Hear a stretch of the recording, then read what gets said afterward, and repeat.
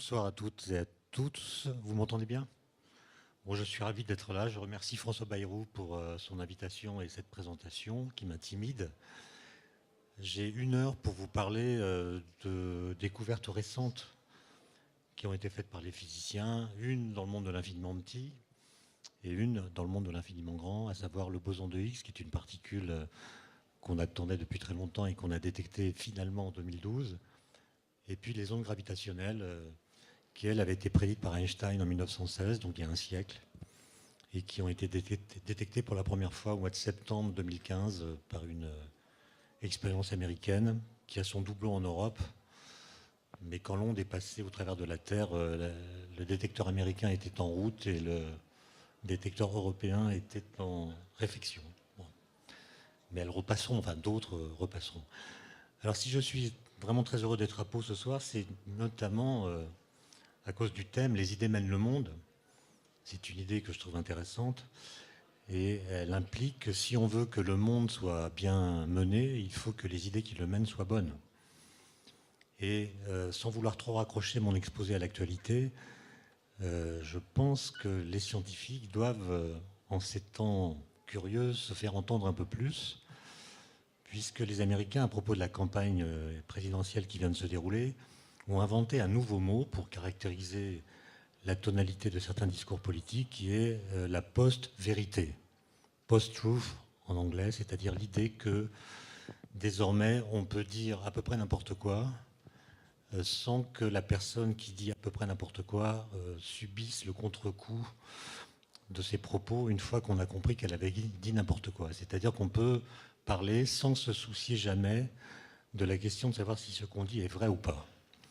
Et évidemment, pour des scientifiques, c'est un peu embêtant de constater qu'une telle situation peut se produire, puisque du coup, les vérités scientifiques ou les vérités de science, je ne sais pas comment il faut les appeler, risquent d'être balayées par des arguments dits de bon sens, qui font appel à des raisonnements assez primaires, au motif que la science est finalement très compliquée et qu'on peut la remplacer par des propos, des croyances, qui sont beaucoup plus faciles à transmettre.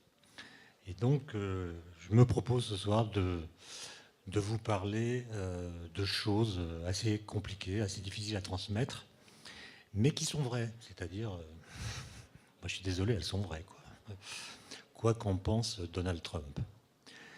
Alors, la première chose est relative, comme je l'ai annoncé, à l'infiniment petit, à ce qu'on appelle la physique des particules, c'est-à-dire une physique qui essaie de comprendre les constituants de la matière et les interactions qui les lient. Et cette physique est vraiment intéressante par le fait qu'elle nous oblige à penser contre notre cerveau.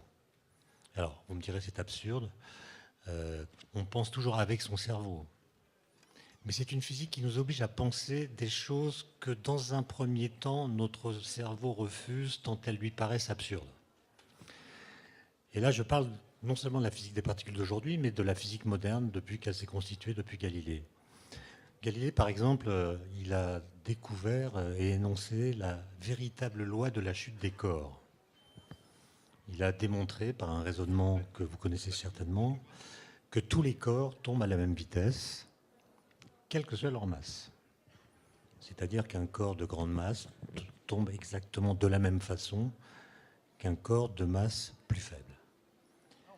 Et cette loi contredit l'observation.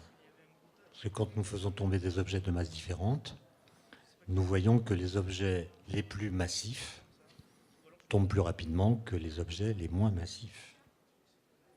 Et donc la première loi de la physique moderne, celle de la chute des corps, est une loi qui contredit l'observation.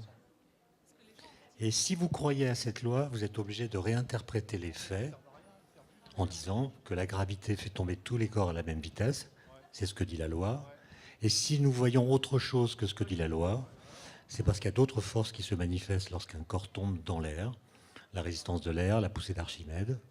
Et ce sont ces forces, et seulement elles, qui créent une différence de chute entre les corps les plus lourds et les corps les plus légers.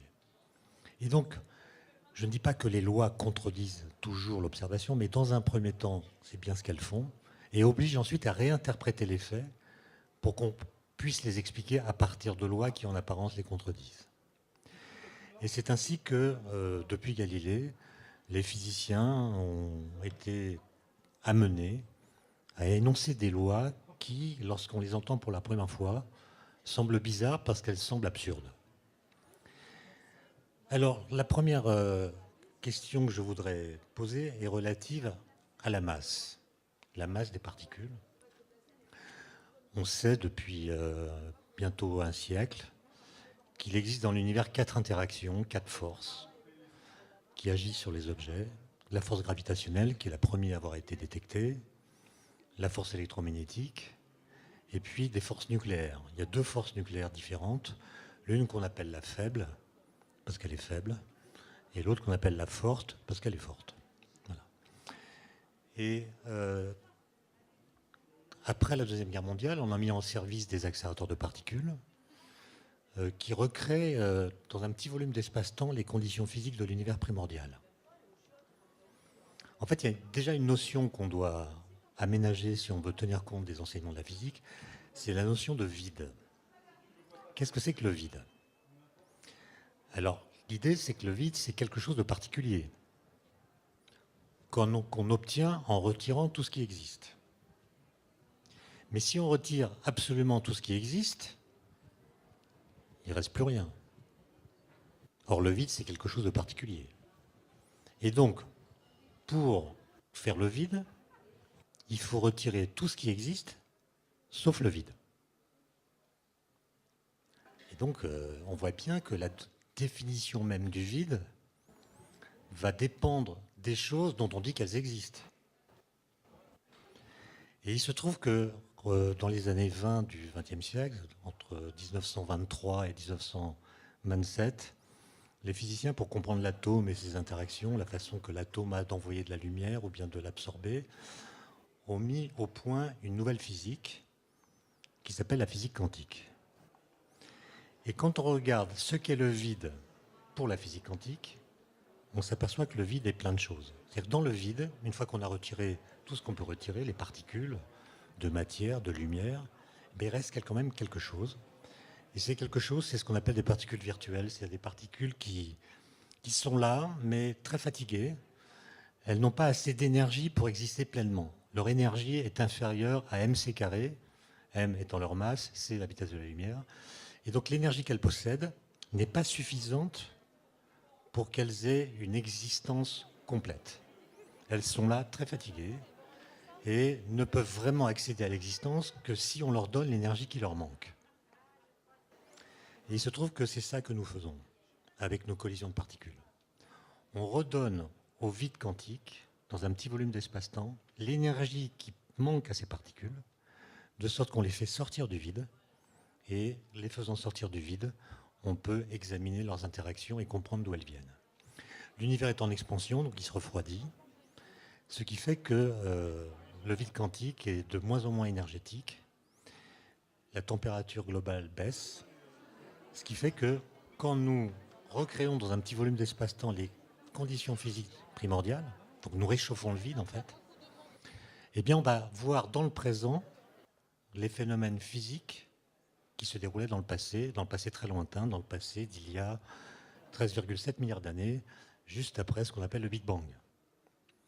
Et c'est grâce à ce stratagème, cette ruse par laquelle on offre à l'univers une cure de jouvence, c'est-à-dire on lui fait vivre dans le présent des phénomènes qu'il n'a connus que dans son passé le plus lointain.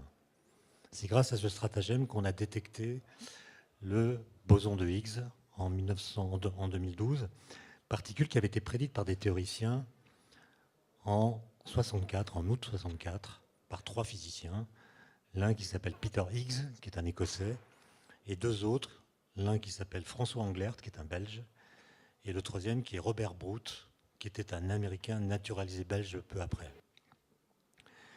Alors, c'est une histoire évidemment compliquée. Pour la comprendre complètement, il faut écrire des équations. Mais je vais essayer de vous expliquer comment cette idée a germé dans l'esprit de ces 3 jeunes gens. C'était des jeunes gens à l'époque. C'est moins vrai maintenant. Ils ont le prix Nobel. Enfin, 2 des 3 ont le prix Nobel. Robert Brout est décédé avant d'avoir pu obtenir le prix Nobel. Mais la question était la suivante. Je vous ai dit qu'après la Deuxième Guerre mondiale, on a créé des collisions de particules avec des machines de plus en plus puissantes. On a donc vu apparaître de plus en plus de nouvelles particules et on a mieux compris leurs interactions nucléaires. et électromagnétique. Et des physiciens de cette époque-là, assez géniaux, ont inventé un formalisme mathématique qu'on appelle les théories de jauge, grâce auquel on peut décrire chaque interaction, électromagnétique ou nucléaire, à l'aide de ce qu'on appelle en mathématiques un groupe de symétrie. Et donc ils ont créé une sorte de correspondance entre une structure mathématique, un groupe, et puis une interaction physique.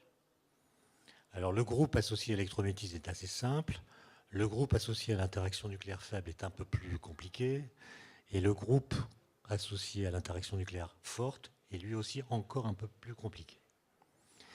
Et ce qui est assez extraordinaire, c'est que ces théories, basées sur des groupes, permettaient de faire des calculs correspondant à des résultats de mesure qui correspondaient parfaitement aux résultats qui étaient obtenus auprès des accélérateurs de particules. Autrement dit, la théorie rendait compte des faits de façon impeccable.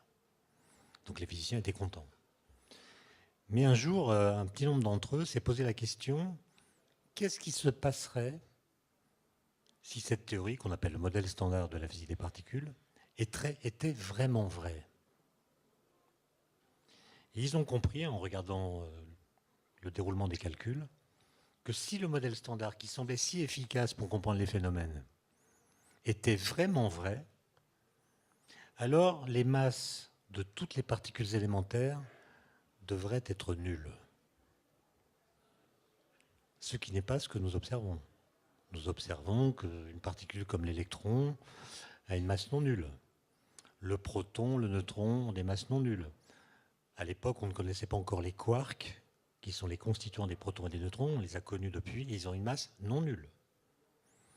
Et donc cette théorie qui semble si bien marcher, au sens où elle rend compte des résultats expérimentaux, implique une prédiction qui est contredite par les faits. Les particules ont des masses non nulles, alors que la théorie impliquerait que leurs masses fussent, c'est bien un subjonctif, fussent nulles. Et là, évidemment, les gens se sont dit, c'est que la théorie est fausse. La théorie est absurde parce qu'elle prédit quelque chose qu'on n'observe pas, donc elle est fausse. Mais les trois physiciens que j'ai cités tout à l'heure, eux, se sont souvenus de Galilée. Les lois physiques peuvent contredire les observations ou les mesures. Et donc ces trois jeunes gens se sont dit, il se pourrait que les équations du modèle standard, qui impliquent que les particules élémentaires ont une masse nulle, aient raison. Et c'est nous, physiciens, qui, depuis Newton, nous trompons à propos du concept de masse. Nous avons une mauvaise conception de la masse. Quelle est la conception de la masse qu'on a depuis Newton? C'est l'idée que les notions de matière et de masse sont intimement liées l'une à l'autre. C'est-à-dire que ces deux notions qui sont intriquées en quelque sorte, au sens où vous ne pouvez pas penser la masse sans immédiatement penser la matière. Et réciproquement, dès que vous pensez à de la matière, la notion de masse surgit. Vous ne pouvez pas penser la masse sans imaginer qu'elle est incarnée en particules de matière. Et réciproquement, vous ne pouvez pas imaginer ce que pourrait être une particule de matière qui n'aurait pas de masse. Ça semblerait très bizarre. Et bien, ce qu'ont montré les découvertes récentes, c'est que ce type de raisonnement que je viens de tenir et qu'on a tenu pendant des siècles est faux. Les trois physiciens Higgs, Englert et Brout ont imaginé, dans deux articles très courts, de moins d'une page et demie, qu'ils ont publiés à l'été 64, ils ont écrit des équations laissant entendre que la masse des particules élémentaires ne vient pas d'elles-mêmes. Ce n'est pas une propriété primitive qu'elles acquéreraient du seul fait qu'elles sont des particules de matière.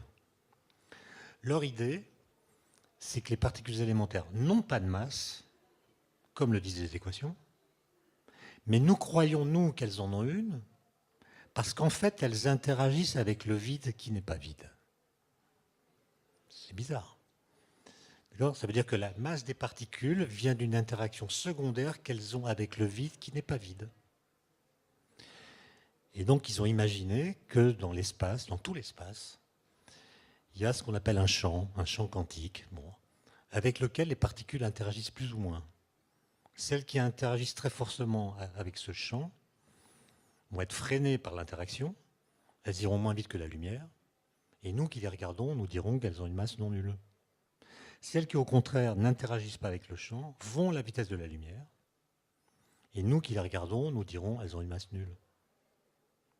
Et donc, ce qu'on appelle la masse d'une particule, c'est ce que croient ces trois physiciens, n'est qu'une mesure de l'interaction qu'elles ont avec le champ de Higgs, comme on l'appelle. Donc pour prendre une analogie qui, comme toutes les analogies en physique quantique, est fausse, mais il faut en retenir l'essentiel, à savoir que vous pouvez imaginer que ce champ de Higgs, comme on est près des Pyrénées, c'est comme un champ de neige, uniforme, de même amplitude partout dans l'espace. Et les particules, elles, sont sans masse, comme le disent les équations. Elles sont sans masse, mais elles sont dotées de skis. De skis qui sont plus ou moins bien fartés. Les particules qui ont des skis très bien fartés glissent sans frottement et nous disons qu'elles ont une masse nulle. Celles qui ont des skis mal fartés frottent, sont ralenties, acquièrent de l'inertie, que nous appelons leur masse. Et donc l'idée de ces physiciens, c'est que finalement, ce qu'on appelle la masse des particules élémentaires, c'est une mesure de la mauvaise qualité du fartage de leur ski. D'accord ? En physique quantique, qui dit champ dit quanta associé au champ, c'est-à-dire particules associées au champ, et on a appelé boson de Higgs les quantas associés au champ de Higgs. Et toute la question qu'on s'est posée entre 1964, date de publication de ces articles, et 2012, c'est est-ce que ces particules existent ou non ?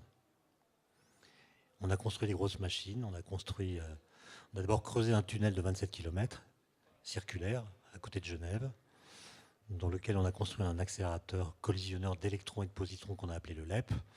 On a fait des collisions, on n'a rien vu. Enfin, on n'a pas vu le boson de Higgs. On a changé l'accélérateur, on a fait une machine à protons. Les protons sont plus lourds que les électrons, donc dans les collisions, il y a plus d'énergie. Et en 2012, après beaucoup de travail, on a vu les bosons de Higgs.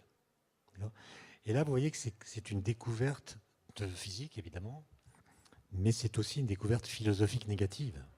C'est-à-dire c'est une découverte qui, si on la prend au sérieux, et il faut la prendre au sérieux, doit modifier notre façon de penser le lien entre matière et masse. Ça devrait même changer le contenu des livres scolaires. Je vous rassure, il n'en est rien. Donc, je m'arrête sur ce point à propos du boson de Higgs. S'il y a des questions tout à l'heure, j'y répondrai volontiers, mais comme je vois que le temps passe, enfin, c'est une grande question ça, de savoir si le temps passe. Hein. Non mais en tout cas, le chronomètre défile. Je vais passer au deuxième sujet, les ondes gravitationnelles, parce que c'est une histoire assez belle, qui pour le coup est plus facile à raconter que le boson de Higgs, parce que elle est entièrement due à Einstein, et Einstein avait une façon de poser des questions extrêmement simples. Il a commencé à le faire à l'âge de 15 ans, des questions très très simples, qui portaient toutes sur la question de la lumière et de sa propagation dans l'espace. On pourrait dire que c'était des questions d'enfants, mais quand je dis questions d'enfants, vous allez peut-être imaginer que c'est des questions que posent tous les enfants. En fait, c'est des questions qui ressemblent à des questions enfantines, je devrais plutôt dire, mais que Einstein a résolu avec un cerveau d'adulte. Ce qui fait qu'il y a une sorte de poétique einsteinienne par le fait qu'il avait une façon très très personnelle d'interroger le réel, d'interroger les objets, d'interroger les phénomènes. Et à la fin de sa vie, d'ailleurs en 1954, un an avant sa mort, il a accordé une interview à l'un de ses biographes qui s'appelait Selig, qui lui a demandé, mais Einstein, à votre avis, pourquoi est-ce que vous avez été le premier à découvrir la théorie de la relativité en 1905 ? Et Einstein a proposé une réponse, enfin a formulé une réponse que je crois sincère, même si elle est très curieuse. Il dit « c'est grâce à mon retard mental ». Et oui, parce que alors il continue, il explique. Il dit que les questions d'espace et de temps sont des questions qu'en général, l'être humain résout dans l'enfance. Quand on est enfant, on voit qu'on peut se déplacer librement dans l'espace, on peut aller et revenir. Les longueurs se mesurent avec des règles ou des doubles décimètres, alors que les durées, elles, correspondent à une sorte d'espace dans lequel on ne peut pas voyager. On est prisonnier de l'instant présent, on ne peut pas le quitter, on n'est pas libre de ses mouvements dans le temps. Et donc il y a une grande différence entre l'espace et le temps, et on comprend également, en général dans l'enfance, que les durées se mesurent avec des montres ou des horloges. Et une fois qu'on a compris ce qui distingue l'espace du temps, la question de l'espace et du temps est réglée. Et on ne se la pose plus. Alors qu'Einstein lui dit, moi, mon retard mental a fait que je me suis posé ces questions bien plus tardivement, et j'avais déjà un cerveau d'adulte. Et donc le génie d'Einstein, c'est de poser des questions d'enfant alors qu'on a déjà un cerveau d'adulte. Et pour arriver aux ondes gravitationnelles, il faut donc suivre le fil des idées d'Einstein, le fil des questions qui va se poser entre l'âge de 15 ans et l'âge de 32 ans. Et ça commence lorsqu'il a donc 15 ans, il a quitté le lycée, enfin il n'a pas quitté, il a démissionné du lycée où il était scolarisé à Munich, donc en Allemagne, avec une discipline militaire. Il est né en 1879, Einstein, donc il a 15 ans en 1896, non, 94, pardon. Et à l'époque, la discipline dans les lycées est quasiment militaire. Il y a des défilés à tous les coins de rue, des bruits de bottes. Il ne supporte pas. Et donc, il démissionne du lycée et quelques mois plus tard, il renonce à la nationalité allemande. Il rend son passeport, il devient apatride. Il prend le train pour rejoindre ses parents qui s'étaient installés en Italie, du côté de Milan. Et pendant une année, il est déscolarisé. Et il écrit une lettre à l'un de ses oncles dans laquelle il dit quelles sont les questions auxquelles il s'intéressera toute sa vie. C'est une lettre qu'on peut retrouver à Berne, elle est au musée Einstein à Berne, vous pourrez la consulter si vous allez là-bas. Et Einstein pose des questions d'enfant. Il se demande par exemple, qu'est-ce qui se passerait si de la lumière émettait de la lumière? Quelle serait la vitesse de la lumière émise? On est d'accord que la lumière va à la vitesse de la lumière. La lumière émise par la lumière devrait aller donc à la vitesse de la lumière, plus, qui est la sienne, plus la vitesse de la lumière qu'il a émise. Donc la vitesse de la lumière émise devrait être 2 fois la vitesse de la lumière. Mais si la lumière émise émet à son tour de la lumière, ça fait 3 fois, etc., 4 fois, 5 fois.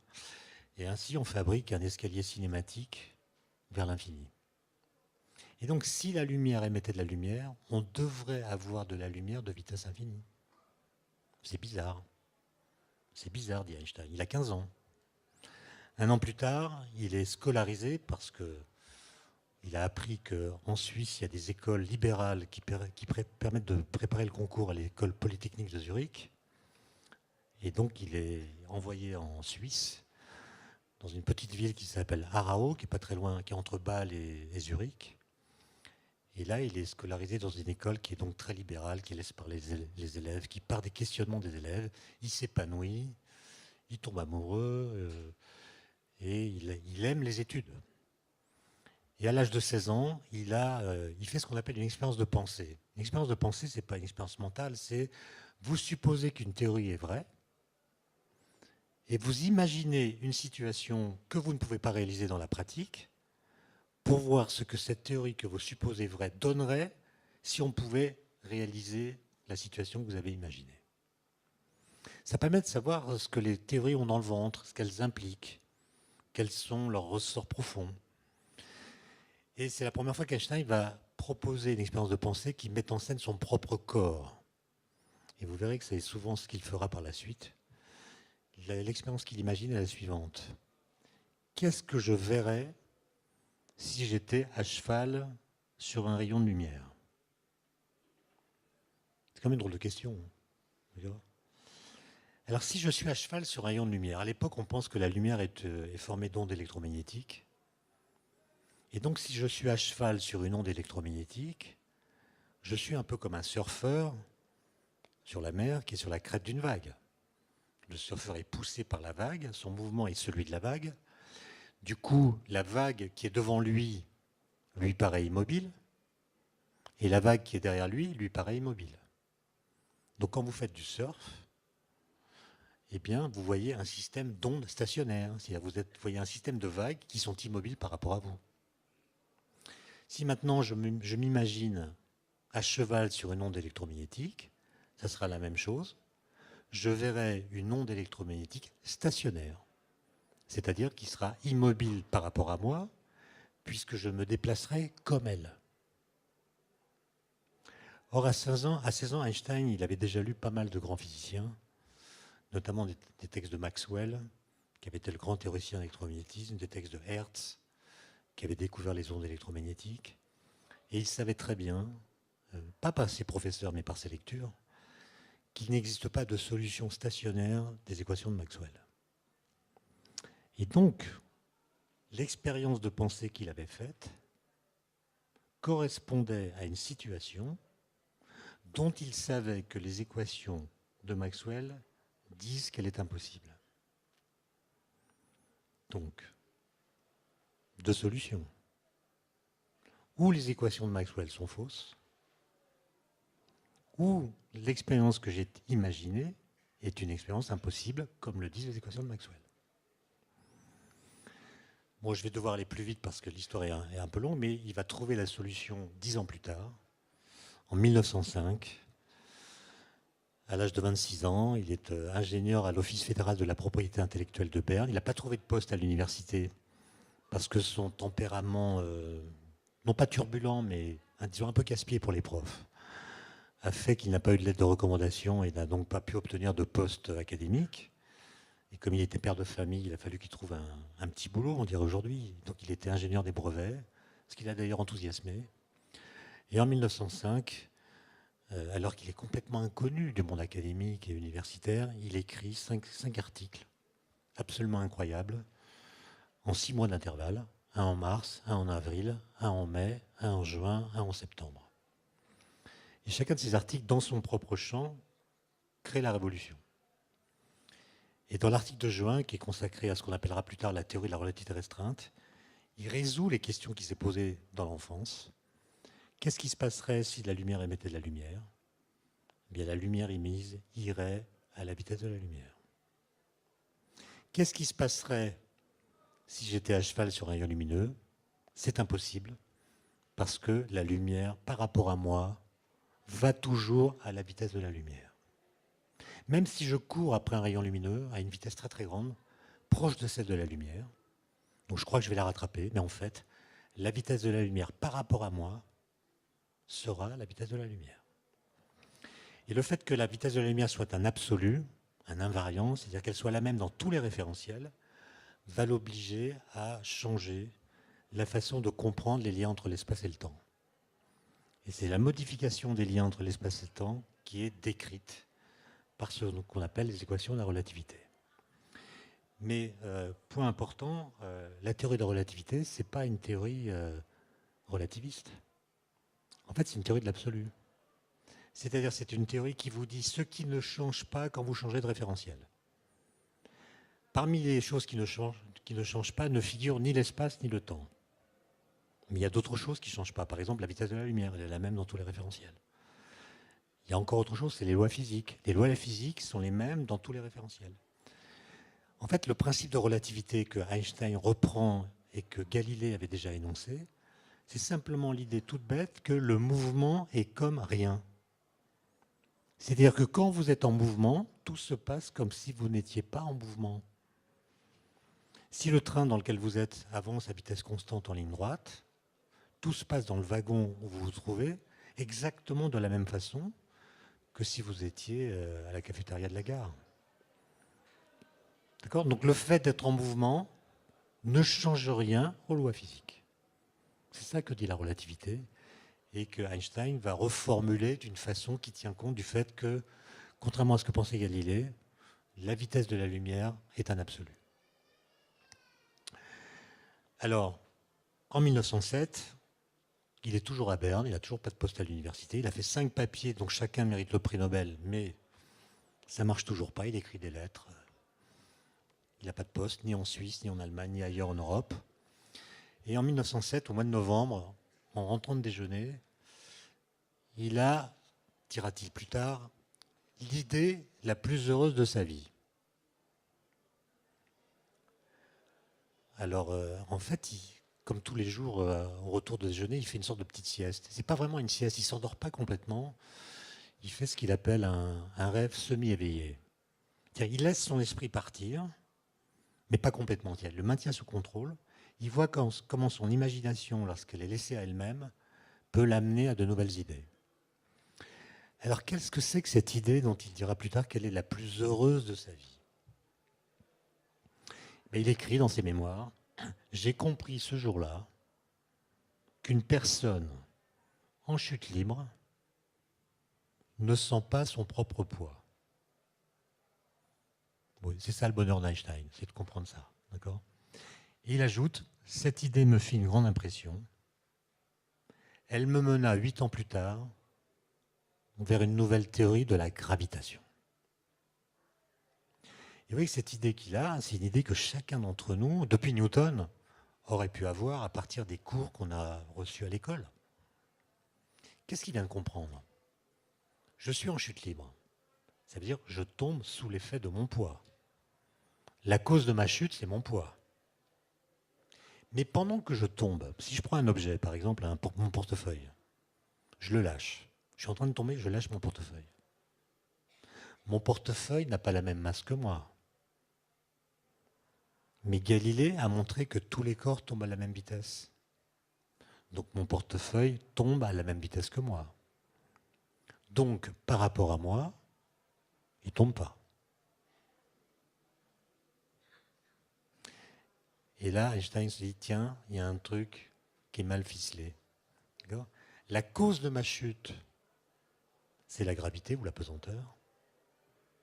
Et le fait de tomber annule la pesanteur.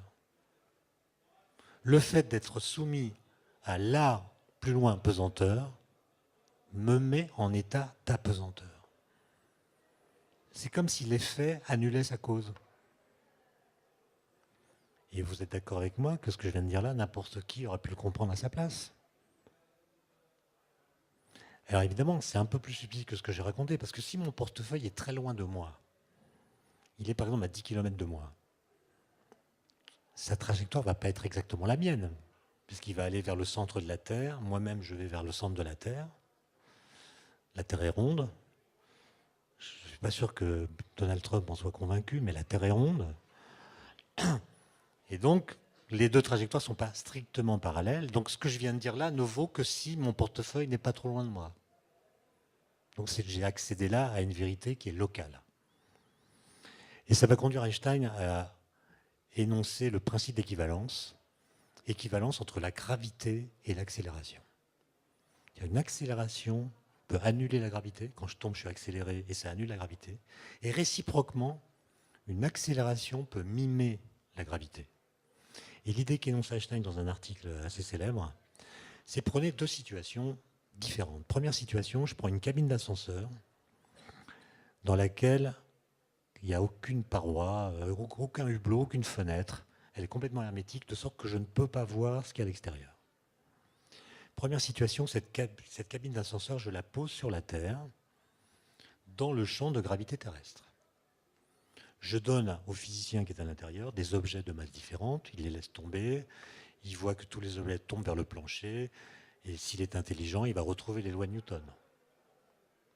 Deuxième situation, je prends la même cabine d'ascenseur, mais au lieu de la poser sur la Terre, je l'emmène très très loin dans l'espace, loin de toute étoile, de toute planète, c'est-à-dire loin de tout champ de gravité. Je la mets dans un endroit de l'espace où la gravité est nulle. Et cette cabine, je vais l'accélérer, la tirer par un câble avec un super-héros qui va accélérer cette cabine avec une accélération égale à l'accélération de la pesanteur terrestre. Donc la cabine est accélérée, dedans il y a un physicien, je lui ai donné des babales, et ce physicien va voir qu'elle tombe dans la direction de ce qu'il appellera le plancher. Et ce que dit Einstein par son principe d'équivalence, c'est qu'il n'existe aucune expérience que le physicien puisse faire dans sa cabine qui lui indiquerait soit que la cabine est immobile sur la Terre, soit qu'elle est uniformément accélérée dans l'espace vide. Les deux situations sont absolument équivalentes. Les lois physiques s'expriment de la même façon dans le premier cas que dans le second. Donc c'est ça qu'on appelle le principe d'équivalence. Et en 1909, 2 ans plus tard, enfin Einstein a un poste universitaire. C'est la première fois qu'il va rencontrer des physiciens théoriciens. Vous imaginez ça? Einstein n'a rencontré des physiciens théoriciens, les premiers de sa vie, à l'âge de 30 ans. Il a un poste à Prague, où il se rend avec sa famille. Prague, c'est une ville très moderne à l'époque, électrifiée. Il y a des ascenseurs dans les immeubles, des ascenseurs électriques. Et Einstein fait là-bas une autre expérience de pensée, parce que Einstein disait, moi, je ne travaille pas rapidement, mais je travaille tout le temps. C'est-à-dire les idées, ces questions que je viens de poser là devant vous, il les travaillait sans cesse, quoi. Il n'était jamais en repos. Et en 1909, il se pose des questions sur la gravitation, un peu comme il avait fait à Berne en 1907. Et il s'imagine donc dans un ascenseur qui est dans la deuxième situation que j'ai décrite. Donc un ascenseur qui est très loin de tout, mais qui est accéléré vers ce qu'on appellerait le haut, avec une accélération constante. Imaginez que je perce un trou dans la paroi qui est à ma gauche de l'ascenseur. Par ce trou, je fais entrer un rayon lumineux. La vitesse de la lumière n'est pas infinie, donc la lumière va mettre un certain temps pour traverser la cabine. Pendant ce temps, la cabine qui est accélérée se déplace vers le haut, de sorte que le point d'impact de la lumière sur la paroi de droite ne sera pas au même niveau que le point d'entrée. Il sera plus bas. Il ne sera pas en vis-à-vis, il sera plus bas. Et donc moi qui suis dans l'ascenseur, j'ai vu passer de la lumière et j'ai vu que sa trajectoire était courbée. Elle est courbée par l'accélération du référentiel dans lequel je me trouve. Bon, ça, là encore, ce n'est pas une idée très géniale. C'est un raisonnement assez simple qui ne demande aucun calcul. L'accélération de mon référentiel fait que la lumière qui le traverse me paraît courbée. Elle ne va pas en ligne droite, elle se courbe. Maintenant, et c'est là le génie d'Einstein, que dit le principe d'équivalence de cette situation? Il dit, si tu as vu la lumière courbée dans un référentiel accéléré, tu verras la même chose dans un référentiel immobile placé dans le champ de gravité terrestre. Conclusion, la lumière est courbée par la gravitation. Pas un calcul, juste l'application du principe d'équivalence. La lumière n'a pas de masse, mais si le principe d'équivalence est vrai, la lumière doit être déviée par la gravitation. Il écrit ça en 1911. Comment observer le phénomène? Pas avec des ascenseurs. La vitesse de la lumière, c'est quand même assez rapide. Et donc, ce n'est pas en regardant sa propagation sur quelques mètres qu'on va se rendre compte de cette courbure. Et donc, Einstein comprend qu'on pourrait prouver que la lumière est courbée par la gravitation à l'occasion d'une éclipse totale du Soleil. Et une éclipse du Soleil, c'est quand la Lune est entre la Terre et le Soleil. D'ailleurs, le monde est bien fait parce que le diamètre apparent de la Lune est égal au diamètre apparent du Soleil. Donc, c'est un masque parfait. Imaginez que, non, c'est juste une incise. Il reste 8 minutes, j'ai le temps. Imaginez que le diamètre apparent de la Lune soit un peu plus petit que le diamètre apparent du Soleil. Même pendant les éclipses, on aurait été aveuglé par le Soleil. Et on n'aurait pas pu faire toutes les découvertes qui ont été faites grâce aux éclipses. Donc, lors d'une éclipse, qu'est-ce qui se passe? Le Soleil ne nous aveugle plus, puisque sa lumière est barrée par la Lune. Du coup, on peut voir les étoiles fixes qui sont dans une direction proche de celle du Soleil et qui sont beaucoup plus loin que le Soleil. Et on peut regarder leur position. Et on peut comparer la position qu'on observe dans ces conditions à la position qu'ont ces mêmes étoiles fixes quand le Soleil n'est pas là. Si c'est la même position, c'est que la lumière qui vient de ces étoiles fixes est allée en ligne droite. Si ça n'est pas la même position, ça veut dire que quand le Soleil était là, il a dévié la lumière qui vient des étoiles fixes, de sorte que nous, qui avons extrapolé à partir de la direction d'arrivée, avons cru qu'elles étaient là, alors qu'elles étaient là. Donc la déviation de la lumière nous trompe sur la position apparente des étoiles fixes. Et donc Einstein lance un appel aux astronomes en leur disant, dès qu'il y a une éclipse totale du Soleil, faites des mesures et on verra bien. Et il est entendu par un astronome allemand qui s'appelle Freundlich, qui travaille à Berlin, et qui sait qu'en août 14, il y aura une éclipse totale visible depuis la Crimée. Donc il monte une expédition en Crimée, le matériel, les collaborateurs. Mais bon, août 14, pour faire des manips de physique, c'est pas une très bonne période. Donc il est arrêté avec tous ses collaborateurs par les soldats du Tsar, mis en prison, le matériel est confisqué, les mesures ne sont pas faites, et un peu plus tard, il sera libéré en échange de prisonniers russes, mais la mesure n'est pas faite, et heureusement, c'est peut-être le seul effet bénéfique de la guerre, les calculs d'Einstein étaient faux d'un facteur 2. Et donc s'il avait fait la mesure, il aurait obtenu un résultat qui n'était pas conforme aux prédictions d'Einstein. En fait, Einstein n'avait pas encore les bonnes équations pour décrire tout ça, mais à Prague, il comprend que si on veut tenir compte du principe d'équivalence, qui implique que la lumière est déviée par la gravitation, il va falloir complètement bouleverser la façon de décrire la gravitation. Il comprend qu'on ne pourra le faire que dans un espace-temps qui est courbé.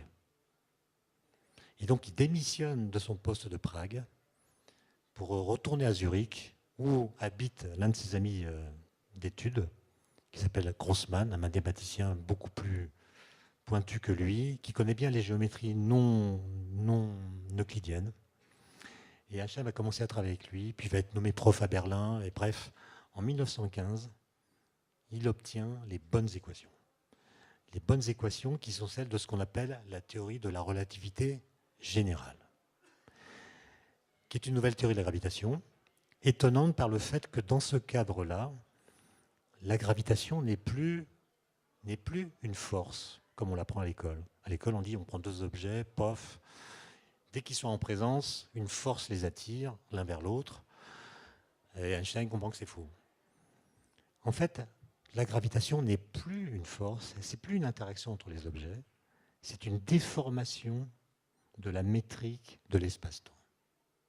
C'est-à-dire qu'en fait, les objets qui sont soumis, qui subissent la gravitation, qu'ils soient de masse nulle ou pas nulle, ces objets ont un mouvement inertiel. Le mouvement inertiel, c'est-à-dire le mouvement d'objets qui ne subissent pas de force. Ils vont en ligne droite. Par exemple, la Terre qui tourne autour du Soleil, en fait, elle va en ligne droite. Ce qui n'est pas ce qu'on voit qu'elle tourne. Mais là encore, Galilée, les lois physiques peuvent contredire ce qu'on observe et obligent à réinterpréter ce qu'on observe. On voit que la Terre tourne autour du Soleil, mais en fait, elle va en ligne droite dans un espace-temps qui est courbé par le Soleil. Donc ce n'est pas la Terre qui tourne, c'est les lignes droites qui tournent. D'accord ? Oui, je sais, mais c'est comme ça. Et en 1919, la guerre est finie, et un astronome anglais qui s'appelle Eddington, qui était Quaker, Quaker, c'est-à-dire il refusait de porter les armes, ce qui lui avait eu pas mal d'ennuis, mais après la guerre, il a voulu, lui l'anglais, donc compatriote de Newton, montrer que la théorie d'un physicien allemand, donc d'un pays qui avait fait la guerre à l'Angleterre, avait raison contre Newton. Parce qu'il pensait que la science était un principe, une idée qui allait unifier les gens et empêcher la guerre. Et il va monter 2 expéditions dans l'hémisphère sud pour observer une éclipse totale du Soleil. Et il va mesurer que la déviation de la lumière est exactement celle qu'a calculée Einstein avec les bonnes équations. Et donc, ce résultat fait la une des journaux dans le monde entier et Einstein devient une star mondiale parce qu'il a compris la gravitation d'une façon révolutionnaire qui change les liens qu'il faut penser entre l'espace, le temps, la matière, l'énergie, la lumière. Et ça, c'est une idée pour le coup qui va mener le monde. La cosmologie scientifique d'aujourd'hui utilise toujours les équations d'Einstein.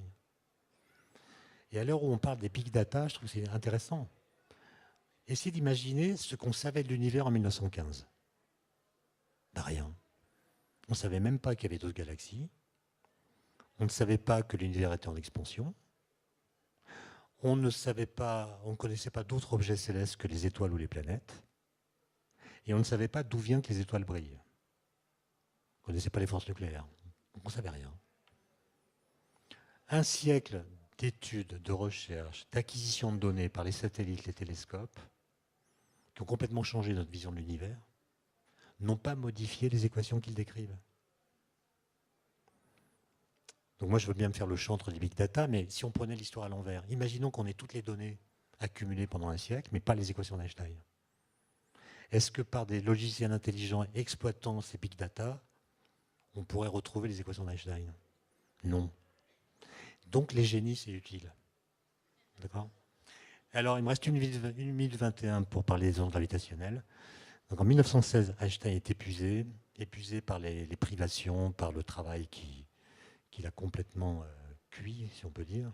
Et en 1916, il se demande, mais est-ce qu'il ne pourrait pas y avoir des ondes gravitationnelles qui seraient l'équivalent des ondes électromagnétiques qu'on peut fabriquer en accélérant une charge électrique? Vous prenez une charge électrique, vous l'accélérez, elle émet des ondes électromagnétiques. Est-ce qu'une masse peut faire la même chose? Mais elle émettrait des ondes gravitationnelles qui sont des déformations de l'espace-temps. C'est-à-dire que la métrique de l'espace-temps se déforme à leur passage. Quand une onde gravitationnelle passe, la distance entre mes deux doigts, par exemple, va augmenter, puis diminuer. Et moi, si je vois ça, je vais dire, tiens, mes doigts ont bougé dans l'espace. Einstein dit, non, non, c'est pas parce qu'on voit les doigts qui bougent. En fait, les doigts sont immobiles dans un espace qui se dilate. C'est la distance qui augmente et pas les objets qui se déplacent.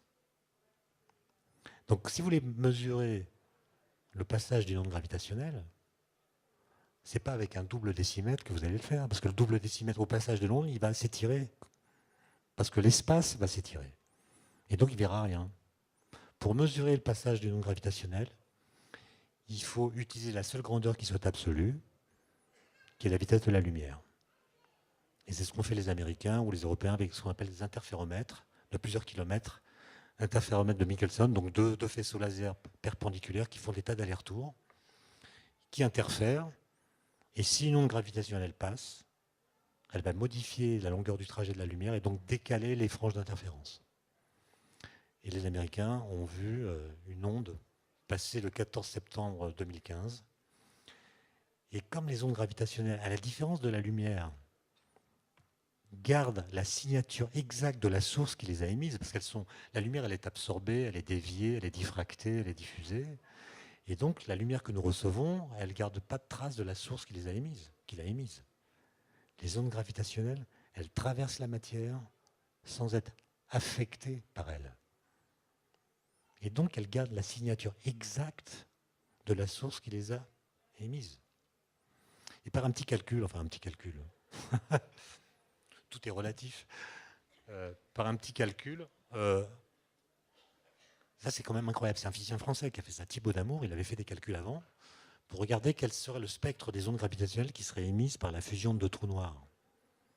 Ça aussi c'est une drôle d'idée, hein. Il n'y a qu'un seul trou noir par galaxie. Donc comment est-ce que deux trous noirs peuvent fusionner? On fait l'hypothèse qu'ils peuvent fusionner, on n'en est pas sûr. Ils s'approchent à 100 km l'un de l'autre, ils tournent l'un autour de l'autre, ils émettent des ondes gravitationnelles colossales qui vont déformer l'espace-temps. Les ondes se propagent dans l'espace-temps pendant 1,3 milliard d'années. Elles s'amortissent évidemment, puisqu'elles s'étendent de plus en plus. Et elles ont la gentillesse de traverser la Terre exactement au moment où on vient de mettre en service le détecteur. Et on a pu mesurer le signal, vous avez vu ça dans les journaux, l'onde est passée pendant 10 millisecondes, on ne s'en est pas rendu compte, parce que les variations de distance sont tellement infimes qu'il faut un détecteur pour les déceler. Et ces ondes ont pu être identifiées, et à partir de leur forme spécifique, on a pu dire quelle était la masse des deux trous noirs qu'on fusionnait. C'est en gros 30 fois la masse du Soleil pour chacun des deux. Et on a pu même montrer que dans le processus de fusion, il y a 3 masses solaires qui ont disparu. C'est-à-dire que le trou noir résultant a 3 masses solaires que la somme des masses de deux trous noirs qui ont fusionné. D'où est passée cette masse? C'est transformé en énergie par E égale mc2. Donc vous avez un truc dans lequel 3 masses solaires ont été converties en énergie. Je ne sais pas si vous vous rendez compte du chiffre. Sachant que Hiroshima, par exemple, la bombe d'Hiroshima, c'est 1 gramme de matière qui donne l'explosion que nous connaissons. Il il n'y a qu'un gramme de matière qui a été transformé en énergie par l'explosion d'Hiroshima.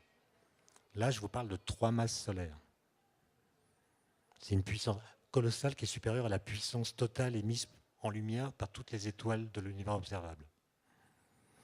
Et on a pu détecter ces ondes pour la première fois, un siècle exactement, après qu'elles aient été prédites par Einstein. Et ça aurait été intéressant qu'Einstein revienne pour voir ce résultat, parce qu'Einstein croyait que les ondes gravitationnelles existent, mais il pensait qu'on ne pourrait jamais les détecter. Donc là-dessus, il a été démenti. En revanche, il ne croyait pas au trou noir, alors même que sa théorie a permis de les prédire. Et donc, ça serait intéressant de voir la réaction d'Einstein, apprenant qu'on a détecté les ondes auxquelles il croyait, mais dont il pensait qu'on ne pourrait pas les détecter, et que leur détection prouvait l'existence des trous noirs auxquels il ne croyait pas. Voilà des idées intéressantes. Merci pour votre attention.